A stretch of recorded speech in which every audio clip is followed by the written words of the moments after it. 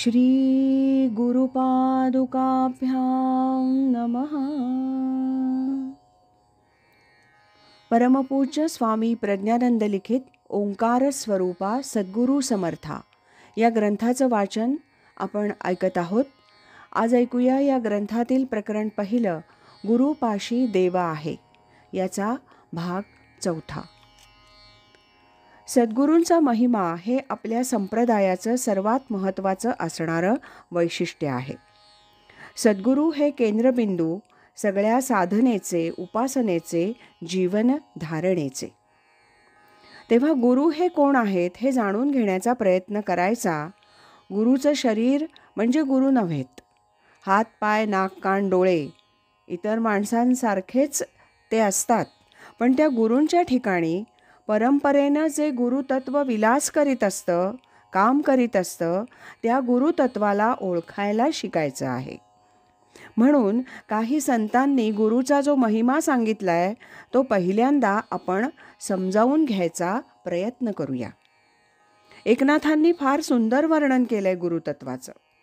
गुरु परमात्मा परेषु, ऐसा ज्याचा दृढ विश्वासो, देवतयाचा अंकिला, स्वये संचला त्याच्या घरा.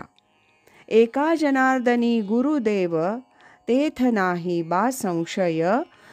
अशा तऱ्हेचा निश्चयपूर्वक सिद्धांत एकनाथांनी मांडलेला आहे. गुरु परमात्मा परेषु, परमात्मा परब्रह्म, सतचित आनंदरूप असणारं जे अंतिम तत्व आहे ते निर्गुण, निराकार, अविनाशी, शाश्वत किंवा मूळ सत्ता म्हणून सांगितलं जातं. ते तत्व आपल्याकरता सगुण साकार रूपानं आपल्यावर कृपा करण्याकरता आलेलं आहे. अशा तऱ्हेचा भाव अंतःकरणामध्ये सतत वाढवण्याचा प्रयत्न करायचा. आणि परेषु म्हणजे गणपती किंवा परावाणीचा ईश, पराविद्येचा ईश, त्याला परेषु असं म्हणतात. कसं आहे हे तत्व? ते कालत्रयातीत, देहत्रयातीत, रूपत्रयातीत वगैरे. जे गणपती अथर्व शीर्षामध्ये आपण म्हणतो त्या तत्वाला आपण वंदन करतो आहोत, त्या तत्वाचं स्मरण करतो आहोत. असं गुरूंना अभिवादन करीत असताना आपल्या अंतःकरणामध्ये भाव निर्माण झाले पाहिजेत. म्हणून गुरुभाव हा अत्यंत महत्त्वाचा. तुकाराम महाराजांनी एका अभंगामध्ये वर्णन केलंय, गुरुपायी ठेविता भाव, आपोआप भेटे देव. म्हणून गुरुसी भजावे, गुरुमूर्ती दृष्टी पहावे. गुरुपाशी देव आहे, वारंवार सांगू काय. तुका म्हणे गुरु भजनी, देव दिसे जनीवनी. गुरुपायी ठेविता भाव, भाव श्रेष्ठ, भाव श्रेष्ठ, भाव श्रेष्ठ, हे सगळ्या संतांच्या सांगण्यातलं सार आहे.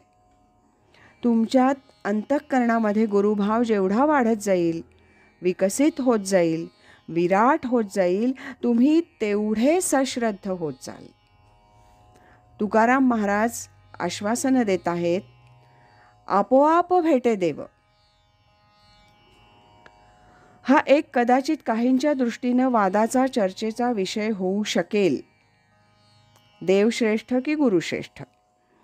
काहींचं म्हणणं देवश्रेष्ठ असं आहे. गुरु फक्त त्या देवाकडे अंगुली निर्देश करतात.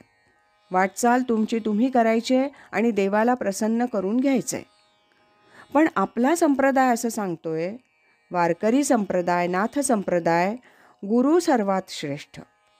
देवापेक्षाही गुरु श्रेष्ठ असं मानता आलं पाहिजे.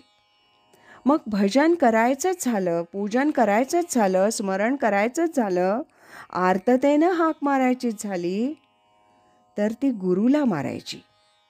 म्हणून गुरुसी भजावे. एका गुरुभजनामध्ये बाकीच्या सगळ्या देवदेवतांचं पूजन बिजन आपोआप होऊन जातं. म्हणून गुरुपाशी देवा आहे. तुमच्या वैयक्तिक उपासनेच्या वेगवेगळ्या देवदेवता असतील. कुणी गणपतीची उपासना करत असेल, कुणी दत्ताची करत असेल, कुणी देवीची करत असेल. सगळ्या उपासना करायला हरकत नाही, पण हे आपलं दैवत गुरुजवळच आहे, आपल्या कृपेनं आपल्याला लाभलेलं आहे आणि गुरुची कृपा झाली की हे दैवत आणखी त्वरित प्रसन्न होणार आहे. अशा श्रद्धेनं तुम्ही गुरुची उपासना करा, त्या दैवताची उपासना करा. म्हणून ते म्हणत आहेत, तुका म्हणे गुरुभजनी देव दिसे जनीवनी.